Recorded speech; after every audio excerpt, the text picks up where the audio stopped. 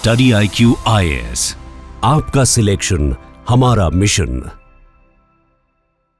दोस्तों, शाहरुख खान ने तो अपनी फिल्म से प्रूव किया है कि हार के जीतने वाले को बाजीगर कहते हैं। लेकिन कहीं ना कहीं चाइना भी इस चीज को प्रूव कर रहा है। और किस तरीके से हो रहा है? ये हो रहा है सेंट्रल अमेरिका में। तो क्या खेल चल रहा है जहां पे इंडिया, USA और चाइना किस तरीके से सेंट्रल अमेरिका में अपने प्यादों को आगे कर रहे हैं और क्या डेवलपमेंट्स हो रहे हैं, उसको पूरी स्टोरी को हम समझने की कोशिश करेंगे। तो उस तरीके से ध्यान दीजिए कि अभी डेवलपमेंट्स किस तरीके से हो रहे हैं। तो जो डोनाल्ड ट्रंप है, यूएस के प्रेसिडेंट, इनके बहुत ही खास आदमी मार्को रूबियो, जो कि यूएस के सेक्रेटरी ऑफ स्टेट है, ये क्या करते हैं? ये विजिट करते हैं। कहां पे विजिट करते हैं? पनामा विजिट करते हैं। पनामा उनके प्रेसिडेंट जॉस रॉल मुलिनो से मिलते हैं और वहां पे कुछ दोस्ती, यारी, वो सारी चीजें दिखाते हैं। ये जो फ्रेंडशिप का जेस्चर है, ये देखने को मिलता है और वहां से भी रेसिप्रोकेशन में चीजें होती है। सिमिलरली ये विजिट करते कोस्टा रिका को और वहां पे उनके जो प्रेसिडेंट है रॉड्रिगो चावेज रोबल्स, उनसे मिलते हैं और यहां पे भी एक याराना देखने को मिलता है। मतलब यूएस की तरफ से कहीं ना कहीं सेंट्रल अमेरिकन कंट्री, जब हम बात करें कोस्टा रिका की या पनामा की, वहां पे एक फ्रेंडशिप का जेस्चर देखने को मिल रहा है। और ये जो जेस्चर है कहीं ना कहीं किस रिस्पेक्ट में देखने को मिल रहा है? क्योंकि चाइना ने अपने जो कदम है सेंट्रल अमेरिका में वो बढ़ा दिए। अब आप समझिए कि यूएस के लिए कितना बड़ा एंजाइटी और डिप्रेशन का मामला है ये, क्योंकि यूएस के एकदम नजदीकी नेबर है, उसका रीजनल टाइज है उन नेशंस के साथ में सेंट्रल अमेरिका में। वहां पे उसके दरवाजे पे आकर चाइना इतना दूर से इतना इन्फ्लुएंस बढ़ा रहा है कि यूएस के काबू से बाहर हो रही है चीजें। अब उसको कंट्रोल करने के लिए बहुत इंपॉर्टेंट हो जाता है यूएस के लिए कि वो उसको किस तरीके से संभाले। तो उसी वजह से कहीं ना कहीं एक स्वीट जेस्चर देखने को मिल रहा है। और ये जो चीज हो रही है, ये सारी हो रही है चाइना को काउंटर करने के लिए। मतलब आप देखेंगे कि ड्रैगन जो है कुछ इस तरीके से पूरे सेंट्रल अमेरिका को निगलने की कोशिश में है। और इस चीज से सेंट्रल अमेरिका को बचाना कहीं ना कहीं यूएस का इंटरेस्ट है, क्योंकि उसके पास का रीजन है। कहीं ना इसी वजह से वो इन्फ्लुएंस को कम करना चाहते हैं। तो ये डेवलपमेंट है। अब आप पूरा व्यू देखिए, हम जिस कॉन्टेक्स्ट में बात करें सेंट्रल अमेरिका, वो रीजन क्या है? ये नॉर्थ अमेरिका, ये साउथ अमेरिका, इसके बीच में ये वाला जो एरिया है, इसे हम कहते हैं सेंट्रल अमेरिका। क्यों? क्योंकि नॉर्थ और साउथ को उस तरीके से जोड़ता है ये, और ये जो लैंड के थ्रू इस तरीके से जोड़ा है, that is a central America thing. एक और चीज आ जाती है, वो आती है कैरिबियन मतलब नेशंस। तो ये वाला जो रीजन देखेंगे ना आप यहाँ पे, ये कैरिबियन नेशंस है, दोनों पास पास में, नॉर्थ अमेरिका, साउथ अमेरिका, ये सेंट्रल अमेरिका, ये कैरिबियन नेशंस। अब सारी जो कहानी है वो इसी के पास में रहने वाली है। अब ये यूएस के बहुत ही नजदीक वाला एरिया है, लेकिन आप देखेंगे कि चाइना जो यहाँ पे है, वो यहां से देखें या फिर यहां से देखें, इतना दूर इन्फ्लुएंस उसका देखने को मिल रहा है। इस तरीके से कदम उसने अपने आगे बढ़ाया इनके लैंड्स पे, इनकी जमीन पे, कैसे? पैसे फूक के, या फिर आप देखेंगे इन्वेस्टमेंट के रूप में, या अलग अलग तरीके से इससे चाइना ने अपना इन्फ्लुएंस बरकरार रखा है। और ये बहुत बड़ा एंजाइटी का मामला यूएसए के लिए। आप समझिए हो क्या रहा है। मतलब सेंट्रल अमेरिका की अगर हम बात करते हैं तो ये वाला रीजन हो गया, जैसे हमने देखा, जिसमें 7 कंट्रीज आते। कौन से? ये वाले सारे 7 कंट्रीज आ गए। उसी के साथ में कैरिबियन की बात करें तो ये सारी कैरिबियन आइलैंड नेशंस है, उस तरीके से छोटे छोटे आइलैंड नेशंस है। तो उस वजह से चाइना के लिए यहाँ पे अपना इन्फ्लुएंस बढ़ाना कोई मतलब बड़ी बात नहीं है। इट्स वेरी, मतलब इतना डीप पॉकेट है उसका, वो इजीली ये चीज कर सकता है। और उस तरीके से कहीं ना कहीं आप देखेंगे ये सारा डेवलपमेंट हो रहा है। अब पर्टिकुलरली हमारा जो फोकस है वो सेंट्रल अमेरिका का है। तो सेंट्रल अमेरिका में अगर आप देखेंगे तो कौन से रीजन्स आपको देखने को मिलते हैं? Guatemala, Belize, Honduras, El Salvador, Nicaragua, Costa Rica और पनामा। और आज के हमारे डिस्कशन के जो 2 मेन पहलू होने वाले, 2 कंट्रीज होने वाले, वो यही है, कोस्टा रिका और पनामा, सेंट्रल अमेरिका में। अब इनकी क्या कहानी, किस तरीके से स्टोरी बिल्डअप हो रहा है, आप समझेंगे? आप समझिएगा इसको कि इवेंट में ऐसे देखिए कि अभी जब मार्को रूबियो यहां पे विजिट करते हैं और उस तरीके से कोस्टा रिका और पनामा के प्रेसिडेंट से मुलाकात करते हैं, तो सबसे पहला इवेंट क्या होता है कि आप देखेंगे हुआवे, जो कि चाइनीज कंपनी है, उनको कहीं ना कहीं आप देखेंगे कि कोस्टा रिका के प्रेसिडेंट हुआवे का जो भी उस तरीके से अग्रीमेंट था उसको कैंसिल कर देते हैं और हुआवे को वापस अपने देश जाना पड़ता है, मतलब वापस चाइना भेज देते हैं। तो ये डेवलपमेंट कहीं ना कहीं ये संकेत दे रहा है कि यूएस एक तरीके से सफल हो गया चाइना को इन सेंट्रल अमेरिकन कंट्रीज से भगाने में। पहला ये संकेत है जब ये हुआवे को उस तरीके से भगा देते हैं और यूएस के इन्फ्लुएंस को आने देते हैं। दूसरा चीज हमको देखने को मिलता है, जब आप देखेंगे कि अभी मार्को रूबियो ने जब विजिट किया है तो पनामा के प्रेसिडेंट बहुत हार्ट फेल्ट वे में उनको रिसीव करते हैं। और उसी के साथ में एक हचिसन पोर्ट करके उनके वहां रीजन है, वहां पे आप देखेंगे कि एक हांगकांग बेस्ड कंपनी है जिसका इन्वेस्टमेंट है। तो कहीं ना कहीं बातें चल रही है कि इसको भी खारिज किया जाएगा और इसको हटाकर कहीं ना कहीं यूएस के जो कंपनीज है उनका इन्वेस्टमेंट, पोर्ट इंफ्रास्ट्रक्चर, इन सारी चीजों में देखने को मिलेगा। मतलब ये 2 डेवलपमेंट्स, मेजर डेवलपमेंट्स हाल में हुए हैं। डोनाल्ड ट्रंप जब प्रेसिडेंट बने उसके बाद की बात कर रहे हैं। तो ये 2 डेवलपमेंट्स कहीं ना कहीं ये संकेत देते हैं कि यूएस बहुत सफल हो रहा है चाइना को सेंट्रल अमेरिका से भगाने में और अपने एरिया को सिक्योर करने में। आप डेवलपमेंट्स को समझिए। जब हम पनामा की बात कर रहे हैं उस तरीके से, तो ये वाला पनामा जो रीजन है उसकी बात करें तो पनामा में आप देखेंगे 2017 में पनामा BRI को ज्वाइन करता है। मतलब बेल्ट एंड रोड इनिशिएटिव, ये चाइना का इनिशिएटिव है। इसका मकसद क्या है? ये पनामा रीजन है, बीआरआई को ज्वाइन किया। इसका मकसद ये था कि चाइना इसके थ्रू पूरे वर्ल्ड में जितने भी एरियाज है जो मतलब मेजरली हम बात करेंगे जो डेवलप्ड नहीं है, डेवलपिंग इकोनॉमीज है, वहां पे चाइना का फोकस है कि अपने इंफ्रास्ट्रक्चर को बढ़ाए, और जो डेवलप नेशंस भी है, जो उनके फ्रेंडली नेशंस है, वहां पे भी इंफ्रास्ट्रक्चर को बढ़ाए, और रेल, रोड और आप देखेंगे मैरीटाइम रूट्स के थ्रू अपने ट्रेड और लॉजिस्टिक्स को मजबूत किया जाए, जिसकी वजह से चाइना का जो इन्फ्लुएंस है वो देखने को मिलेगा ग्लोबली। ये इनका मंसूबा है। तो 2013 में ये लोग इस चीज को स्टार्ट करते हैं, बीआरआई को, one belt one road initiative या फिर बेल्ट एंड रोड इनिशिएटिव। ये इस तरीके से स्टार्ट हुआ है। आप देखेंगे डेवलपमेंट में कि इस तरीके से नेटवर्क आपको देखने को मिलेगा, रोड नेटवर्क, जहां पे पूरे आप देखेंगे यूरोप तक इनके कनेक्शंस है। ये मतलब अफ्रीका में भी इनके उस तरीके से देखेंगे नेटवर्क्स हैं। एंड सिमिलरली आप देखेंगे यहां से इंडिया को भी घेरने की पूरी तरीके से कोशिश की है, और साउथ चाइना सी और उस रीजन में भी है इनका इंपैक्ट। तो ये पूरा बीआरआई का मकसद था उस तरीके से, उसमें बहुत हद तक ये साबित मतलब सफल भी हुए। उसी के साथ में क्या होता है कि 2017 में आप देखेंगे पनामा ने ज्वाइन किया, 2017 में बीआरआई को ज्वाइन किया, लेकिन 2025 में हाल में डोनाल्ड ट्रंप और मार्को रूबियो, इनके इन्फ्लुएंस की वजह से पनामा के प्रेसिडेंट कहते हैं कि हम बीआरआई से बाहर निकलते हैं। मतलब इन्होंने बीआरआई को छोड़ दिया। अब हुआ यह है कि जब बीआरआई को आपने छोड़ दिया तो कहीं ना कहीं आपने चाइना को भगा दिया। इस तरीके से हम इसको इंप्लाइड वे में समझ सकते हैं। तो ये इस तरीके से देखा जा रहा है कि पनामा ने जो एक जेस्चर दिखाया, दोस्ती का जेस्चर दिखाया, वो कहीं ना कहीं ऐसे देखा जा रहा है कि एक यूएस की जो फॉरेन पॉलिसी है उसके साथ ये लोग अलाइन कर रहे हैं। मतलब सेंट्रल अमेरिकन कंट्री यूएसए की तरफ झुकते हुए देखने को मिल रहे हैं और चाइना से दूर भागते हुए देखने को मिल रहे हैं। ये डेवलपमेंट अभी ये संकेत दे रहा है, और उसी की वजह से आप देख सकते हैं कि कहीं ना कहीं यूएसए बहुत खुश है। वो ये समझ रहा है कि तो हमारे बल्ले बल्ले हो गए, क्योंकि कहीं ना कहीं हमारा इंपैक्ट, हमारा इन्फ्लुएंस देखने को मिल रहा है, और ये हम अपने नेबरिंग कंट्रीज पे उस तरीके से इंपैक्ट कर पा रहे हैं, और उसी वजह से ये बहुत खुश है। लेकिन चाइना को अगर आप देखेंगे तो उसको इससे कोई फर्क नहीं पड़ता है। रीजन क्या है? क्योंकि चाइना खुद को समझता है बाजीगर, कि मतलब हार के भी जीता है चाइना। मतलब चाइनीज कंपनी को भगा दिया सेंट्रल अमेरिका से, चाइना का जो इन्फ्लुएंस है वो खत्म होते हुए देखने को मिल रहा है। कोस्टा रिका और पनामा के प्रेसिडेंट चाइना के साथ इतना कनेक्शन रखना नहीं चाहते, यूएस फॉरेन पॉलिसी के साथ में अलाइनमेंट दिखा रहे हैं। तो कहीं ना कहीं ये संकेत जाता है कि चाइना से दूर भाग रहा है सेंट्रल अमेरिका, ये सारी कंट्रीज। लेकिन चाइना का जो रुख है वो उस तरीके से है कि चाइना कहता है कि हम यहां हार गए, वी अग्री कि हम यहां हार गए, लेकिन हार के जीतने वाले को बाजीगर कहते हैं, और वही चाइना का दूसरा नाम है। उस तरीके से कुछ उनका इन्फ्लुएंस देखने को मिल रहा है। अब ये कैसे हो रहा है आप समझने की कोशिश कीजिए। जब हमने बात की बीआरआई की, बेल्ट एंड रोड इनिशिएटिव की, कि जिसके थ्रू इंफ्रास्ट्रक्चर प्रोजेक्ट्स ये सारे चाइना सेंट्रल अमेरिका या पूरे देश में फैलाना, पूरे वर्ल्ड में फैलाना चाहता है अपने नेटवर्क्स के थ्रू, तो ये कर रहा है। तो आप समझेंगे कि जो बीआरआई है ना, हम इसको बहुत ज्यादा ओवर एस्टिमेट कर रहे हैं कि बहुत बड़ी बात है। मतलब चाइना पूरा चाइना की अगर बात करें तो China is equal to BRI, ये गलत समझ रहे हैं हम, ऐसा नहीं है। बीआरआई एक बहुत ही छोटा पहलू है पूरे चाइना की जो भी पॉलिसी है, उनका रवैया है उसकी तरफ। तो आप देखेंगे कि जो सेंट्रल अमेरिका के कंट्रीज हैं उसमें दो चीजें चल रही है। पहली ये कि चाइना ने जो बीआरआई फ्रेमवर्क के अंडर इन्वेस्टमेंट की है, एक तो वो इन्वेस्टमेंट बहुत ही कम है, और ज्यादातर जो इन्वेस्टमेंट चाइना ने इन कंट्रीज में की है वो बीआरआई फ्रेमवर्क के बाहर है। मतलब बीआरआई का जो इन्फ्लुएंस है वो तो नेग्लिजिबल के बराबर है। तो अगर आप बीआरआई को हटा भी दोगे, अगर कोस्टा रिका या पनामा उस तरीके से देखें बीआरआई से निकल भी जाते तो क्या ही फर्क पड़ता है चाइना को। उसके पास दूसरे इन्फ्लुएंस है, दूसरे तरीके से वो इन्वेस्टमेंट कर सकता है, और वो कर भी रहा है, और उसमें बहुत सफल भी है। इसीलिए खुद को कह रहा है कि वो बाजीगर है। उसी के साथ आप डेवलपमेंट देखेंगे कि अभी रिसेंटली जो आप देखेंगे उस तरीके से ये जो फॉर्मर प्रेसिडेंट थे, इन्होंने भी इस तरीके से कहा था कि बीआरआई का तो रियल इंपैक्ट हुआ ही नहीं है, कोई बेनिफिट हमें हुआ ही नहीं है। तो हम उस तरीके से पनामा के फॉर्मर प्रेसिडेंट कहते हैं कोई रियल इंपैक्ट नहीं है बीआरआई का, तो हम बीआरआई के फ्रेमवर्क में रहे ही क्यों। तो उस वजह से उन्होंने विड्रॉल को एक तरीके से जस्टिफाई करते हुए बताया। तो ये डेवलपमेंट है। उसी के साथ में आप देखेंगे कि जो चाइना को एक रियलिटी चेक मिला है कि उनका बीआरआई इज नॉट वर्किंग, लेकिन दे डोंट केयर। उनके दूसरे माध्यम है जिसके थ्रू वो इन्वेस्टमेंट कर रहे हैं, और उसमें सफल भी है।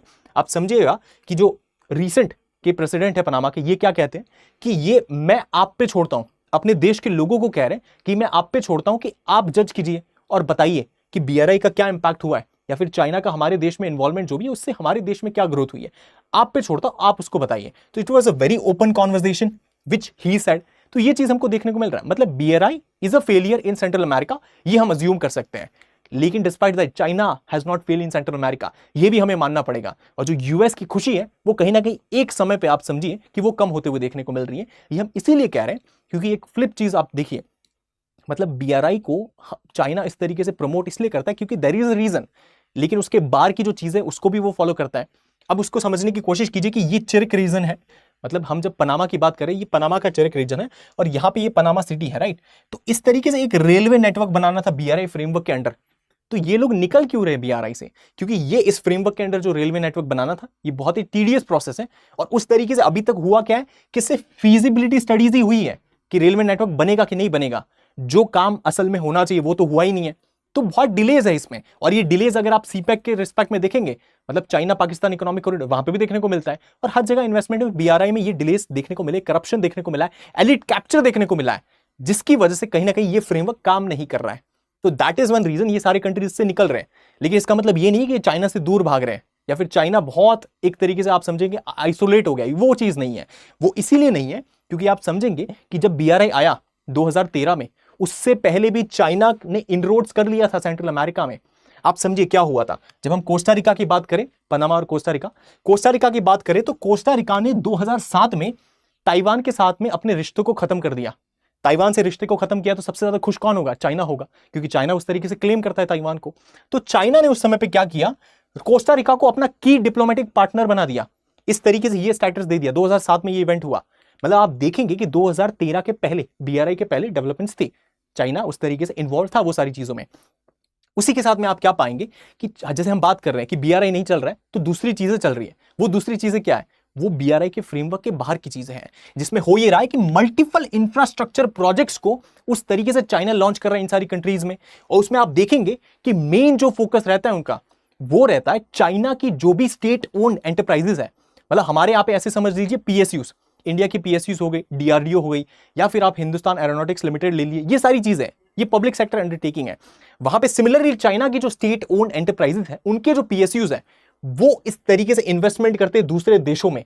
तो आप देखेंगे कि इंडिया में तो रिलायंस है, महिंद्रा है, उस तरीके से ये सारी टाटास है, ये कंपनीज भी है जो बाहर इन्वेस्टमेंट करती है। उसमें इंडियन गवर्नमेंट का उस तरीके से नहीं है। तो प्राइवेट प्लेयर्स इन्वेस्ट करते वो समझ में आता है। लेकिन जब चाइना से जो इन्वेस्टमेंट हो रहा है वो ज्यादातर पीएसयूज के थ्रू हो रहा है। तो आप समझने की कोशिश कीजिए कि चाइना गवर्नमेंट का पीछे बैकएंड में सपोर्ट है, या अगर ये पीएसयूज जितना भी ओन करेंगे यहाँ पे, कहीं ना कहीं चाइनीज गवर्नमेंट को उस तरीके से बेनिफिट देखने को मिलता है। मतलब it's a government backed thing that is happening.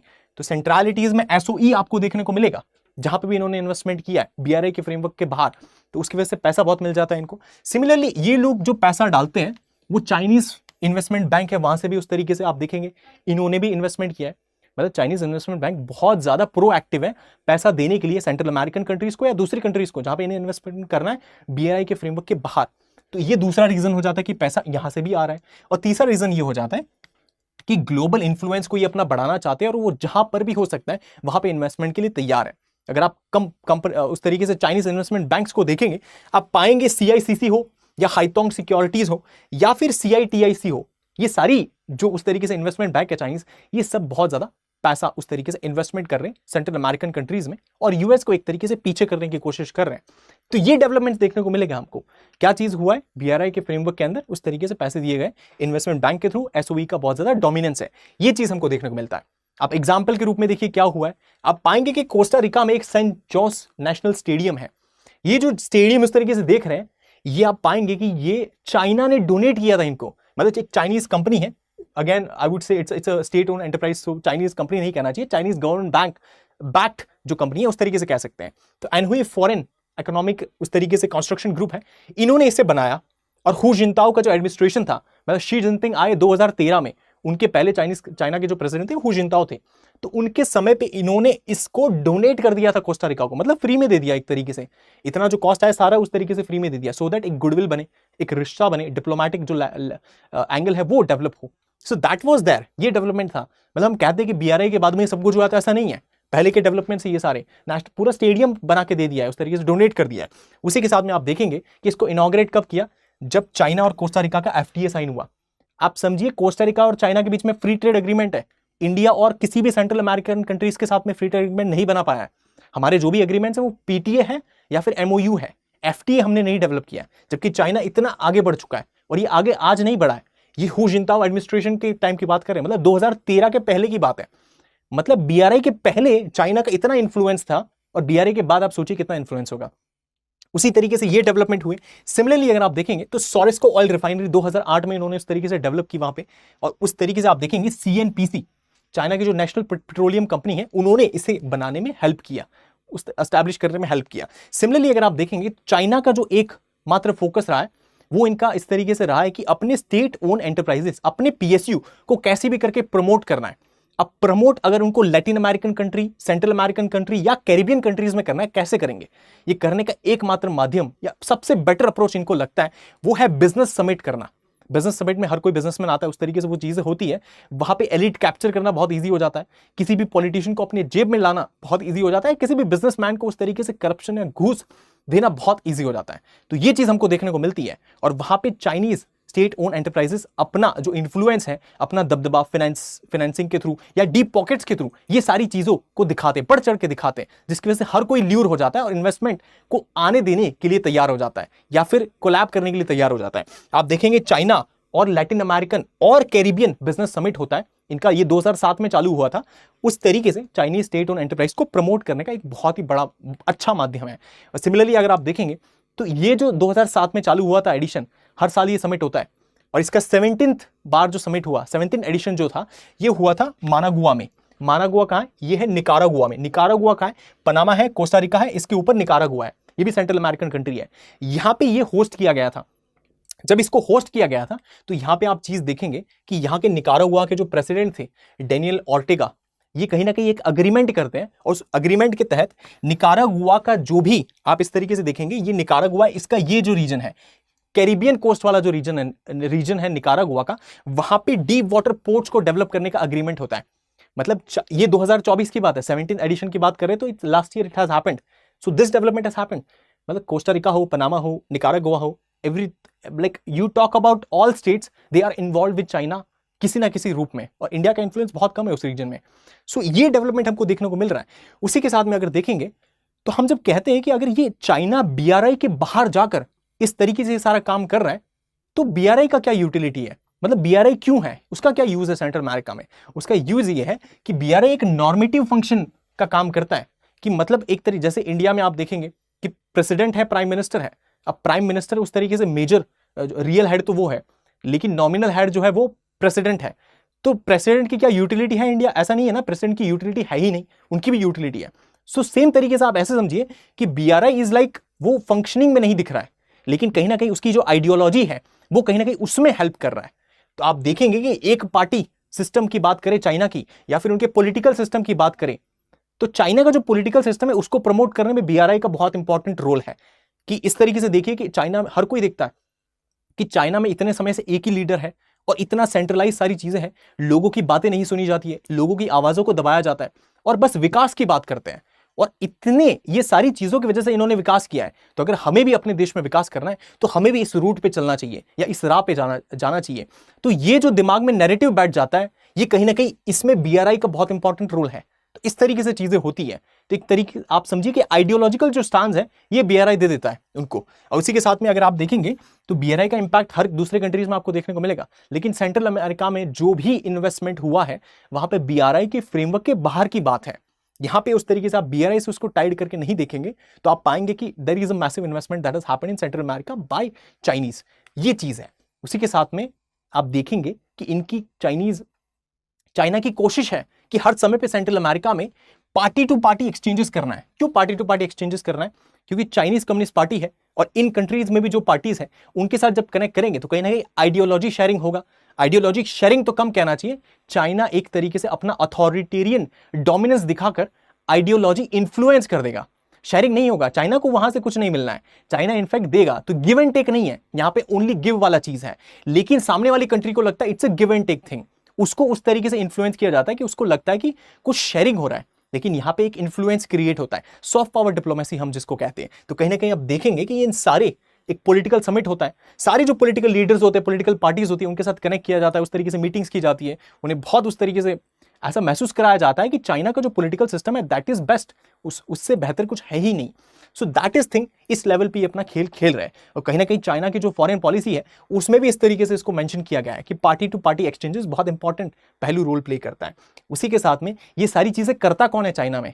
ये सारी चीजें चाइना में एक डिपार्टमेंट है जिसको हम कह सकते हैं international licence department of Chinese communist party, मतलब इंटरनेशनल लाइसेंस डिपार्टमेंट है, ये सारी चीजें करता है। तो इनके ऑफिसेज होते हैं उन कंट्रीज के अंदर जहां पे चाइना का इन्फ्लुएंस उस तरीके से बढ़ाना है, उन ऑफिसेस के थ्रू क्या होता है, कहीं ना कहीं आप देखेंगे एक रेगुलर कांटेक्ट होता है, हर लीडर के साथ मिलना, और ऐसा नहीं कि जो रूलिंग पार्टी का लीडर है उसी के साथ मिलना, अपोजिशन से भी मिला जाता है, हर आइडियोलॉजी के व्यक्ति और लीडर के साथ मिला जाता है, एलिट कैप्चर करने की कोशिश की जाती है सो दैट उनको इन्फ्लुएंस किया जा सके। मतलब आज अगर आप पावर में नहीं है, कभी तो आएंगे पावर में, तो चाइना हर समय ये इन्फ्लुएंस करना चाहता है, ये मेंटेन करना चाहता है, इंश्योर करना चाहता है कि कोई भी पार्टी पावर में हो हमारे को फेवरेबल होना चाहिए।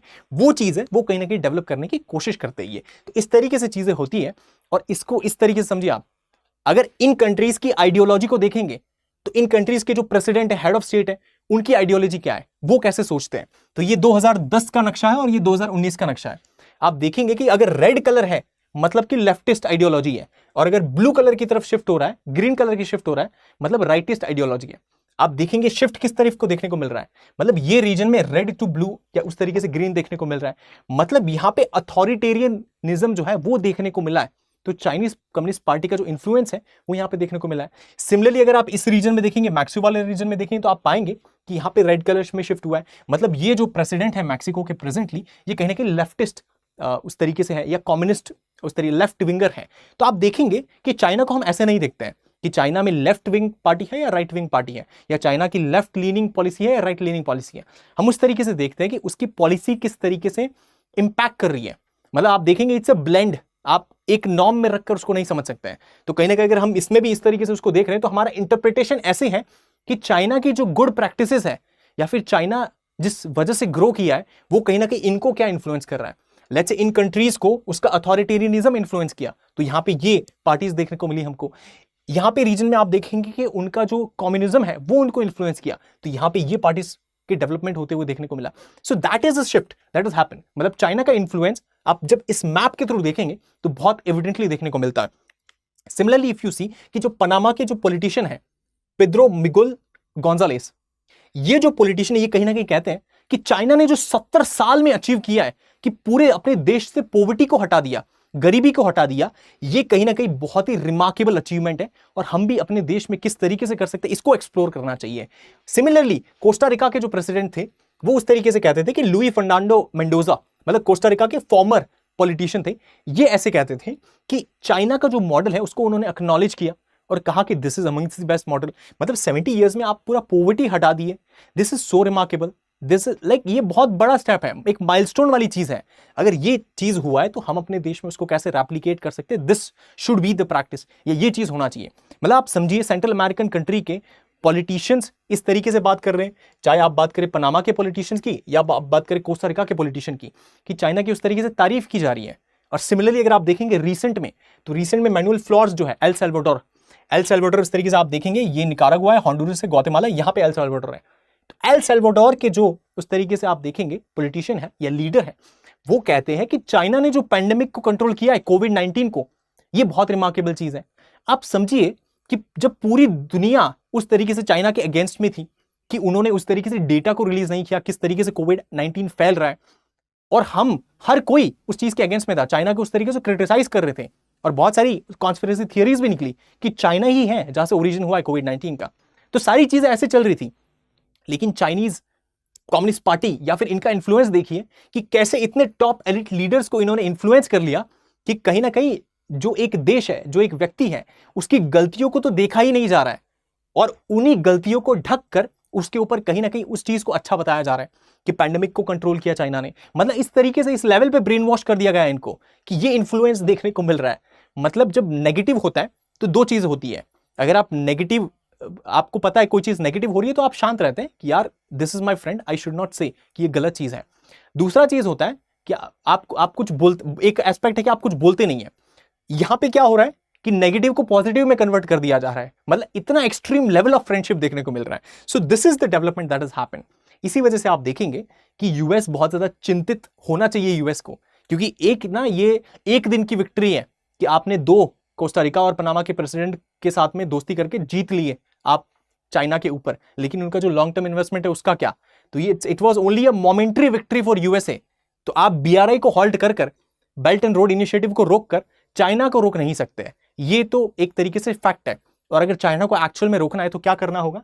कहीं ना कहीं आप देखेंगे तो चाइना बिजनेस समिट और पॉलिटिकल पार्टी एक्सचेंजेस करता है, इसके थ्रू इनरोड्स उसने किया है। उसको रोकने के लिए यूएस को अपने रीजनल टाइज, जो रीजनल अलाइज है उनके साथ टाइज मजबूत करने होंगे, और जब वो होगा उसी के साथ आप देखेंगे कहीं ना कुछ इंप्रूवमेंट देखने को मिल सकता है। क्योंकि बीआरआई से तो इटली भी निकला था 2023 में, लेकिन इटली और चाइना के ट्रेड कम नहीं हुए हैं, वो टाइज और डीपन हुए हैं। तो बीआरआई के फ्रेमवर्क के बाहर भी चाइना है जो ऑपरेट करता है, तो that is a different China. So that is there. उसी के साथ में एक पुश होना चाहिए ईयू का ग्लोबल गेटवे, जिसमें ईयू एक तरीके से साउथ साउथ कोऑपरेशन की बात करें या फिर जो डेवलपिंग कंट्रीज है वहां पे फंडिंग देता है, सो दैट वो चाइना के बहकावे में ना आ जाए और कहीं ना कहीं चाइना के पलड़े में जाकर ना बैठ जाए। तो ये रीजन है कि ईयू फंडिंग देता है, यूएस भी अपनी एड देता है बाकी सारी कंट्रीज को कि एक उनका इन्फ्लुएंस रहे वहां पे। और उसी के साथ में कहीं ना कहीं एक एलिट कैप्चर जो होता है कि नेता लोग को या फिर आप जो टॉप बिजनेसमैन उनको अपनी जेब में कर लेता है चाइना, इसको कहीं ना कहीं काउंटर करना होगा या इसको रोकना होगा। तभी कहीं ना कहीं आप देखेंगे कि यूएस की एक्चुअल जो खुशी है वो देखने को मिलेगी और आप बाजीगर को हरा सकते हैं। वरना बाजीगर तो एक तरीके से अपने रूट पे ठीक चल रहा है और बहुत आगे बढ़ रहा है। उसी के साथ में इंडिया की पोजीशनिंग अगर आप देखेंगे तो हमारे एमओयू साइंड है, मतलब हमने एफटीए नहीं किया अभी तक सेंट्रल अमेरिकन कंट्रीज के साथ में, हमारा इन्फ्लुएंस बहुत कम है वहां पे। हमारे एमओयू है, मेमोरेंडम ऑफ अंडरस्टैंडिंग है पनामा, कोस्टारिका और ग्वातेमाला के साथ में। आप देखेंगे पनामा, कोस्टारिका और ग्वातेमाला, इनके साथ में एमओयूज हैं। उसी के साथ में हमने सेंट्रल अमेरिका में तो इतना ही इंपैक्ट है, आप देखेंगे साउथ अमेरिका में तो वहां पे भी आप देखेंगे इंडिया का पीटीए है, प्रेफरेंशियल ट्रेड एग्रीमेंट, एफटीए नहीं है, फुल फ्लैज एफटीए नहीं है। तो कुछ एस्पेक्ट पे हमने किया है। तो मर्कोसर के साथ में हमारा, मर्कोसर क्या है, मर्कोसर आप 5 कंट्रीज को समझ सकते हैं, इसको इजीली आप ऐसे याद कर सकते हैं। अब यूपी इस नेमोनिक से आप याद कर सकते हैं, इसका मतलब क्या हुआ, ए बी बी यूपी, मतलब अर्जेंटीना, बोलीविया, ब्राजील, यूरुग्वे और पैराग्वे। इस तरीके से 5 कंट्री मर्कोसर के साथ हैं। तो ये मर्कोसर के साथ में हमारा पीटीए है और इन कंट्रीज के साथ में हमारा एमओयू है। हमें क्या करना चाहिए, अभी ये सारी डेवलपमेंट्स हो रही है, हमें एफटीए चाहिए इन सेंट्रल अमेरिकन कंट्रीज के साथ में, क्योंकि चाइना का इन्फ्लुएंस है, यूएस का इन्फ्लुएंस है, इंडिया का इन्फ्लुएंस नहीं है। अगर इंडिया को विश्व गुरु बनना है उस तरीके से और विकसित भारत की तरफ आगे जाना है और ग्लोबल पोजिशनिंग को बेटर करना है, तो ये तो एक तरीके से जो फाउंडेशनल नॉर्म्स होते हैं उनमें से एक बात हो जाती है। So this is something which has to be done. उसी के साथ में चाइना जब लोन देता है, दूसरा कंट्री लौटा नहीं पाता इतनी हैवी कंडीशनिंग की वजह से, तो कहीं ना कहीं हम कहते हैं कि ये चाइना का दोष है, इसमें डेट ट्रैप डिप्लोमेसी कहते हैं। तो सेम अगर इंडिया के रिस्पेक्ट में ना हो, उसी वजह से एक ये चीज की जा सकती है कि हम वर्ल्ड बैंक या टॉप इंस्टीट्यूशन के साथ में मिलकर को फंडिंग करेंगे, जिसकी वजह से होगा क्या कि हमें भी नुकसान नहीं होगा और जो बेनिफिशियरी कंट्री है उसको भी उस तरीके से महंगे इंटरेस्ट रेट्स नहीं देखने को मिलेंगे। That is that. उसी के साथ में हमारी जो टेक गवर्नेंस के सोल्यूशन है वो हम इन कंट्रीज को दे सकते हैं। इसकी वजह से आप देखेंगे टेक्नोलॉजी डिप्लोमेसी भी कहा जाता है इसे। ये चीज की जा सकती है, जैसे हमारा यूपीआई है, यूनिफाइड पेमेंट इंटरफेस, इतनी तेजी से पेमेंट हो जाती है।